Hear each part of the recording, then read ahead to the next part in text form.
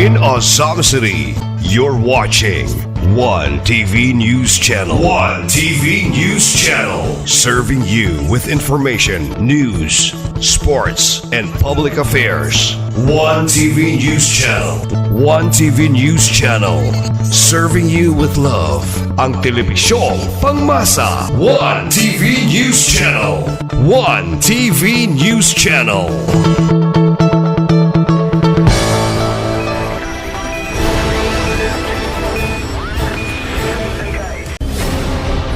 One TV special report. Having 10 members present, the chair declares a quorum. Once again, good morning to each and every one of us. May I request Assistant Majority Floor Leader, Honorable Attorney Daniela, for the order of business. Thank you, Madam Chair. We'll proceed to number 4, People's Hour. We don't have any visitors this morning, Madam Chair. So we'll proceed to number 5, approval of the agenda for the day. We have 2 inclusion, Madam Chair, which I would like to read. Resolution.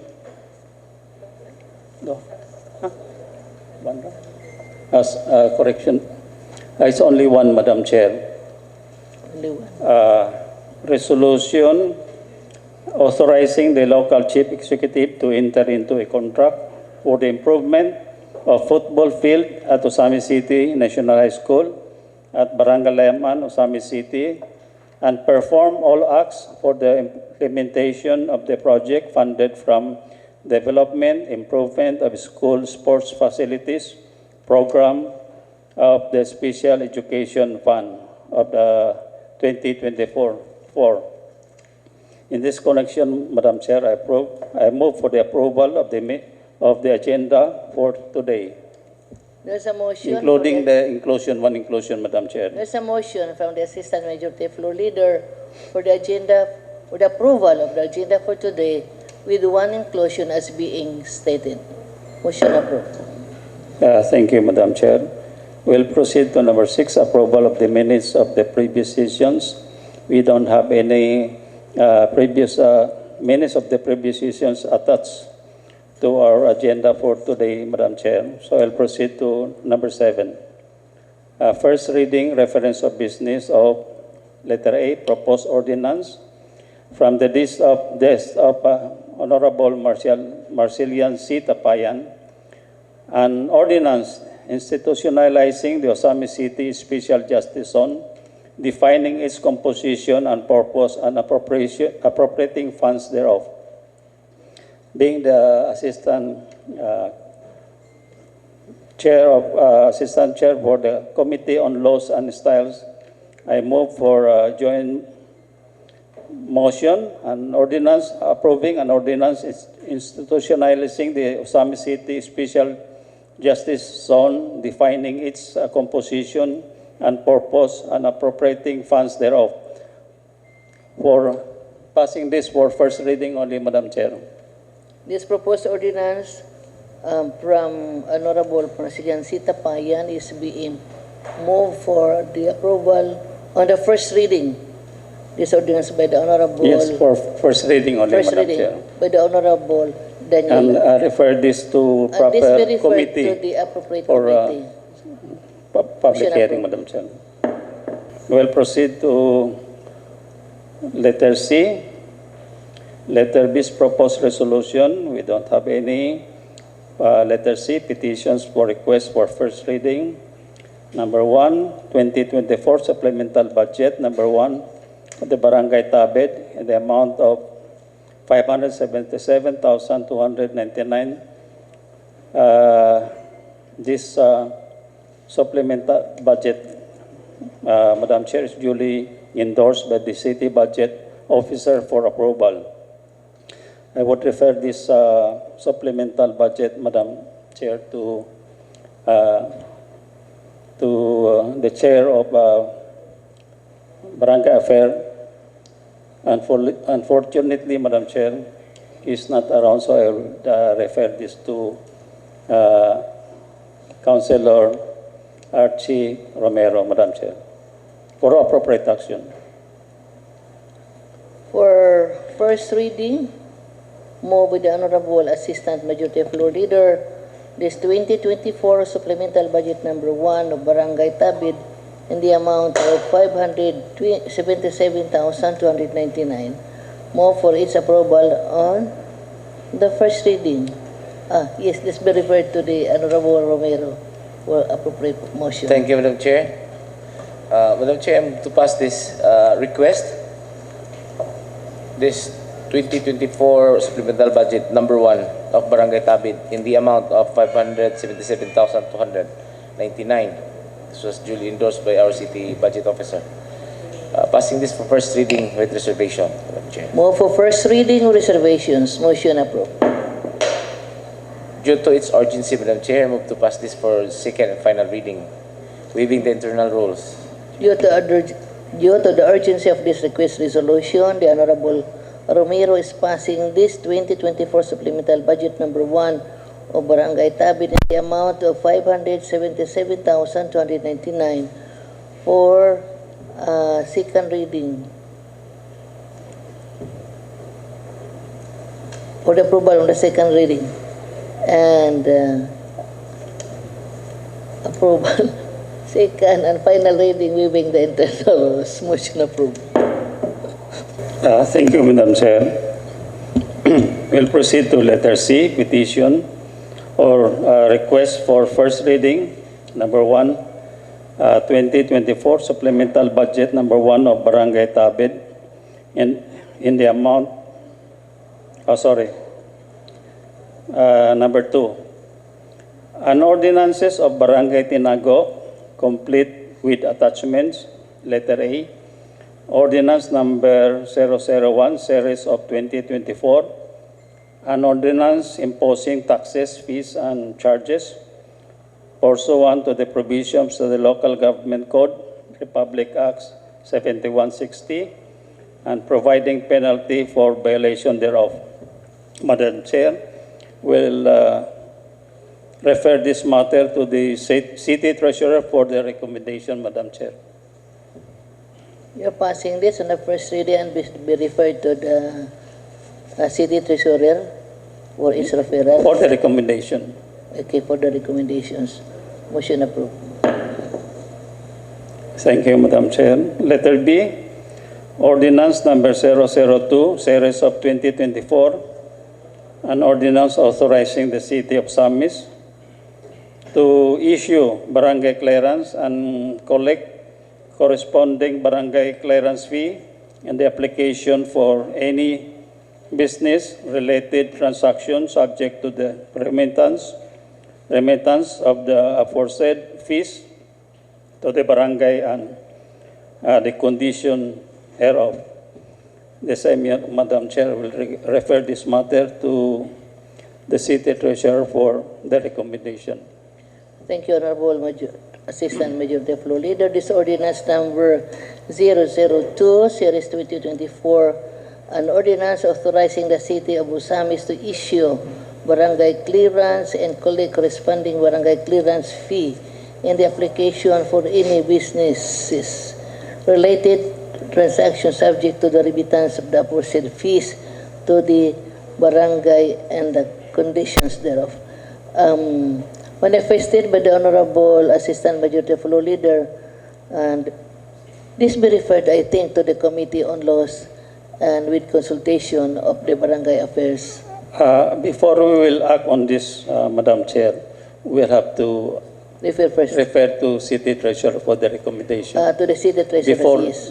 the City Council will act on this, Madam Chair. Okay. For items A and B, manifested by the Honorable Assistant Majority Floor Leader, does this be referred to the City Treasurer for their comment? Motion approved. Thank you, Madam Chair. We'll proceed to letter D, messages and communications. Number 1, Bye Santa Cruz, Barangay Resolution Number 100S 2024, a resolution for proposed naming of street names under late barangay captain who served in Barangay Baybay, Santa Cruz, Osamis City.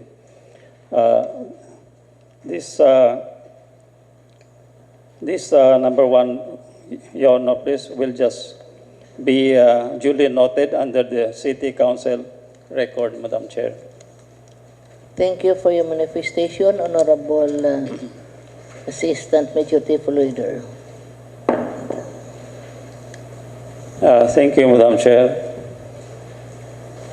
Number two, letter dated October 28, 2024 from Persington Quito Jr. of PC Gases, addressed to Chairperson of the Committee on Laws, Housing, Planning, and Resettlement, Trade, Commerce, and Industry, and Public Utilities in connection with the proposed ordinance on liquefied petroleum gas, in particular proposing that the dealer's fee be reduced from 600 to 300. Madam Chair, I would move that this matter will be referred to the Committee on Laws and Style, Committee on Housing and Planning and Resettlement, Committee on Trade and Commerce and Industry, and Committee on Public Utilities for the proposed ordinance on liquefied petroleum gas for their appropriate action, Madam Chair. Yes, this letter dated October 28, 2024 from Mr. Persington Quito manifested by the Assistant Majority Floor Leader that this letter shall be referred to the Committee on Laws, Committee on Housing, Committee on Trade, and Committee on Public Utilities for comment or the proper action. Motion approved. Thank you, Madam Chair. We'll proceed to number three. General Fund, Trial Balance, Statement of Cash Flows, Detailed Statement of Financial Performance, and Detailed Statement of Financial Position for the month ended August 31st, 2024, duly submitted by the City Accountant. Copy available in the Office of Secretary of Sangguniang. I move, Madam Chair, this General Fund trial balance will just be noted in the record of the City Council, Madam Chair. On item number 3, we are in receipt of various financial report and move with the Honorable Assistant Majority Floor Leader that this be just duly noted. Thank you, Madam Chair. We'll proceed to letter number 8, committee report submitted, none, Madam Chair. Number 9, calendar of business. We'll proceed to letter C. And assign. A resolution authorizing the local chief executive to enter into a contract for the improvement of football field at Osamis City National High School at Barangay Laman, Osamis City, and perform all acts for the implementation of the project funded from the Development Improvement School Sports Facilities Program of the Special Education Fund of 2024.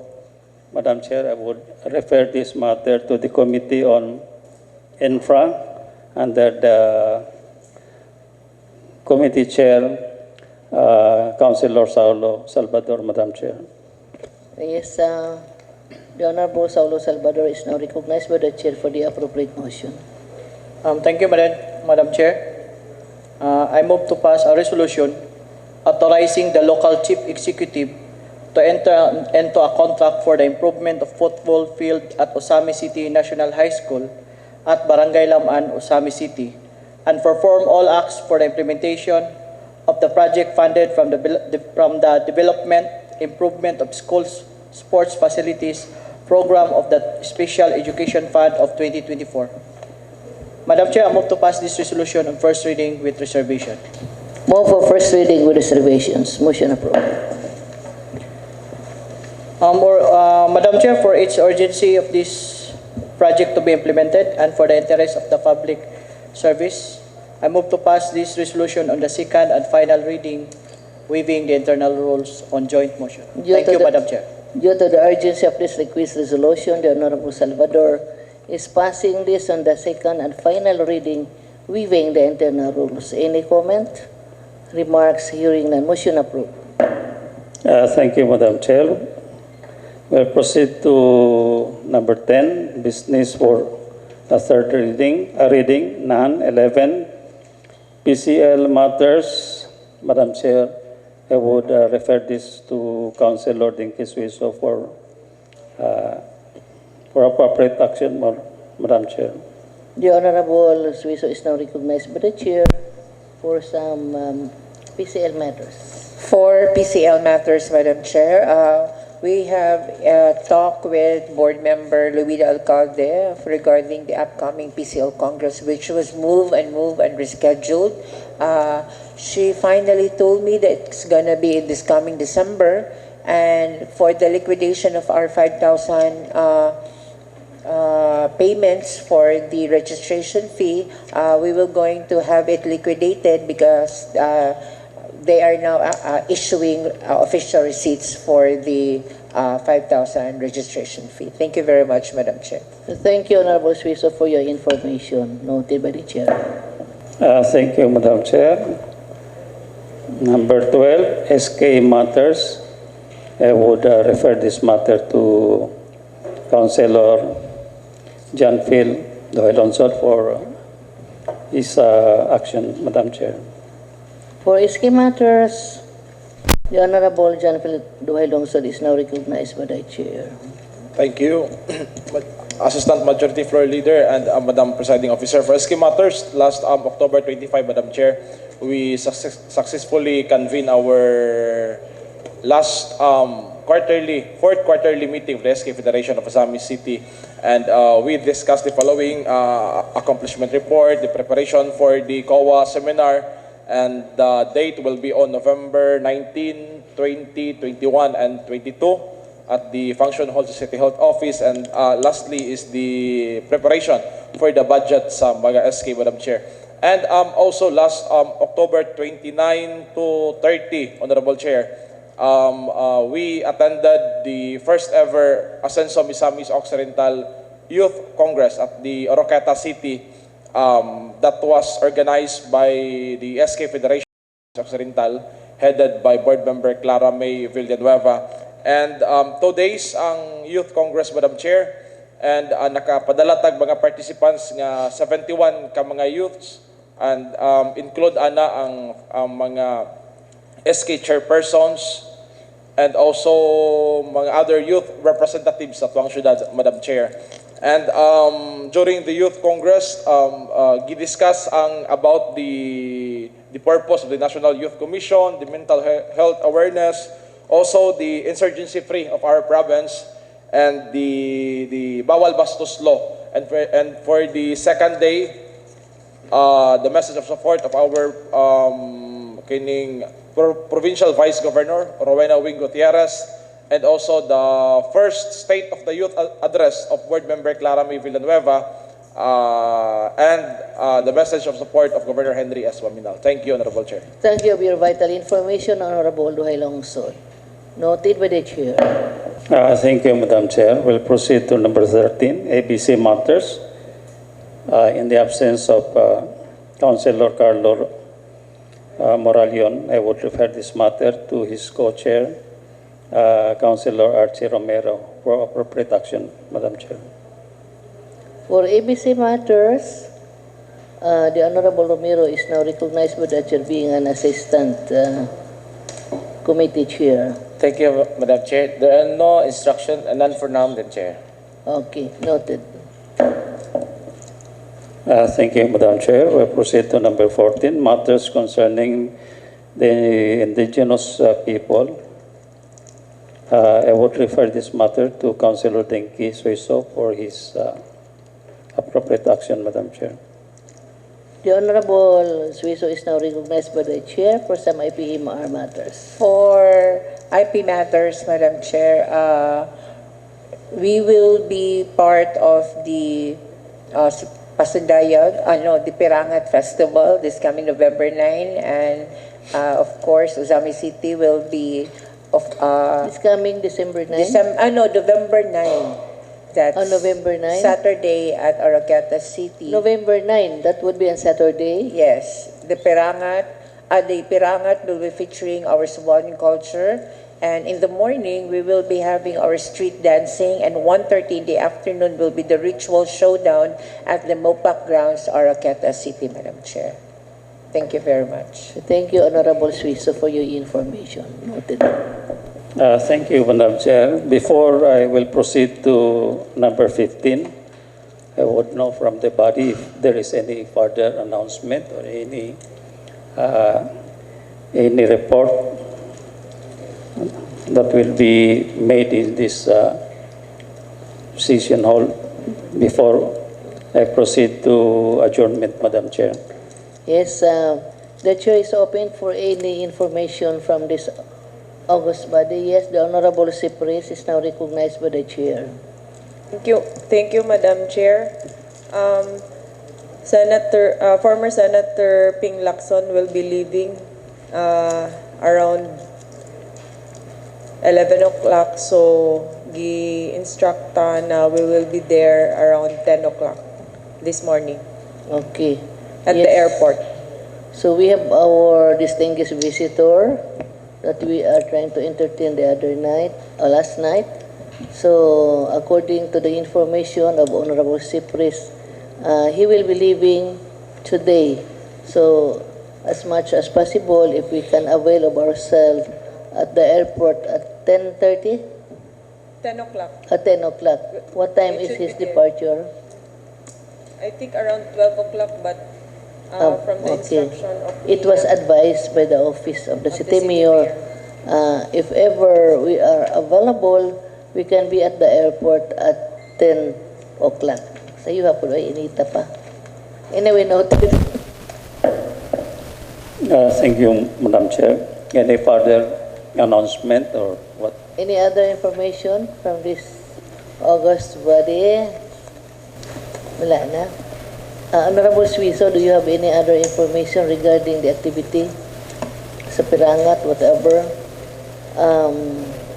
Regarding Yes, for all presentation? other activities, especially on the culmination and Pirangat, we will be given invitation for that as well as instructions from the Governor's Office, Madam Chair. We will just await instructions from the City Mayor regarding our participation going to Oroquieta, Madam Chair. Okay, noted. Thank you, Madam Chair. If there's no further announcement, I move proceed to 15. I move for the adjournment of this regular session, Madam Chair. Move with Honorable Assistant Majority Leader for the adjournment of our session for today. Session is adjourned.